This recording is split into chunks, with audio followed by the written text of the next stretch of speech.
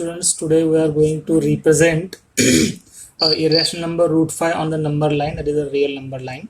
So to represent any irrational number on the real number line, see, take the number root 5. Here we are going to represent 5 root 5 on the number line. So first see the number 5 and express that 5 as the sum of two numbers in which one is a perfect square. Here 5 can be expressed as 5 equal to 4 plus 1. So root 5 will be equal to root of 4 plus 1, in which 4 is the square of 2. So it is 2 square and 1 is the square of 1 only. So here we consider the two numbers a as 2 and b as 1. So using these two numbers we are going to represent this root 5 on the real number line. As root 5 is nothing but root 2 square plus root 1 square, we are using Pythagoras theorem and take the two numbers on number lines. First, the number which is greater among these two, here 2 is greater than 1, so we take on number line 2 units distance. So it is not exactly 2 centimeter on the scale. You can take any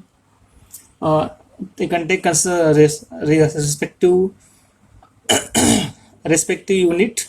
If it is 2 units, if you want to extend it, you can take to 1 centimeter equal to 2, so that it will be double. So here I am taking this 2 centimeter equal to 1 unit, so that I can first take the real number line on this. Take a line, just have a line on the page. Now I am going to I double this number, so I take 4 units on the number line on this scale, 4 units to represent it clearly, because if I take 2 units it will be very much smaller figure, so you can't understand. So I am taking that double of this number, so this will become 2 and this will become 4. So now consider the unreal number line. We have origin O. So from this origin O, I take this 2 unit distance on this number line and mark it here.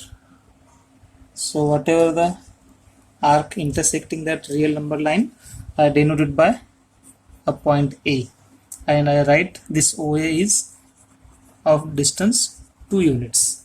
Now I need a perpendicular passing through this A of the distance 2 units, so double of this. So first I have the perpendicular on the point A.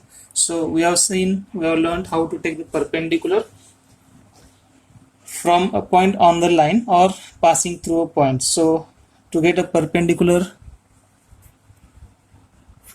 through the point A, I take 2 arcs on the 2 sides of this point A, like this. So there are the 2 arcs on both sides of A. And now to get the perpendicular passing through A, I take the distance more than half, so that I am intersecting on either side of this A. Keep the same distance, change the point, intersect these 2 arcs like this, and now draw a line passing through these 2 points of intersection and the point A, so that we have a perpendicular passing through A. It is like this. It should pass through A and these 2 points. Okay. Yes. So we need perpendicular from this passing through these 2 points. So this is a perpendicular. We need just a perpendicular. No need to take this one. Just check whether all 3 points lie on the same line. So since it is a perpendicular now we take a distance we need to take a point B having 1 unit distance. Here we have taken 4 centimeter as 2 units, so I can take this B as 2 centimeter on the scale and mark a point on this perpendicular. So I take 2 units, 2 centimeter on the scale. Okay, this is a 2 centimeter. So I take an arc passing, intersecting this arc, this perpendicular. So this point of intersection on the perpendicular bisector of unit 1 is denoted by a point B. Now join O and B. Join O and B like this. So joining O and B. Can you so now since OA is 2 units, OB is 1 unit, what you can say about the distance OB? So can you use any method of finding the third side of a right angle triangle if you know the two sides of right angle triangle? So obviously we use Pythagoras theorem to get this. So Pythagoras theorem says that this hypotenuse square is sum of the squares of remaining two sides. So it is 2 and this one is 1. 2 square is 4, 1 square is 1, 2 square 4 plus 1, it will become 5. So it is root of 5.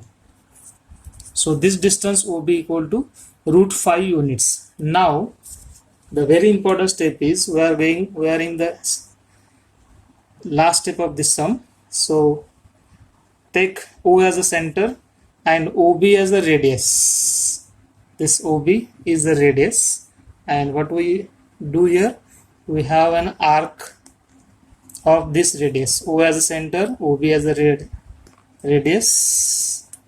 Take the exact distance and now take an arc intersecting the number line.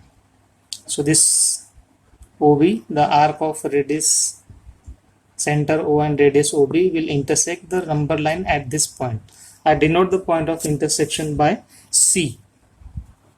Since this distance is root 5, so obviously OC is also distance same as OB. That is, you can say OC equal to root 5 units. So what we can say about, as we know, every point on the real number line represent a number, real number. So here I can say that the point C represent a number root 5. So you can say here C represent C represents a irrational number root 5. So this is the way to draw or to have a irrational number on the real number line. So you can practice the same for different irrational numbers. Thank you.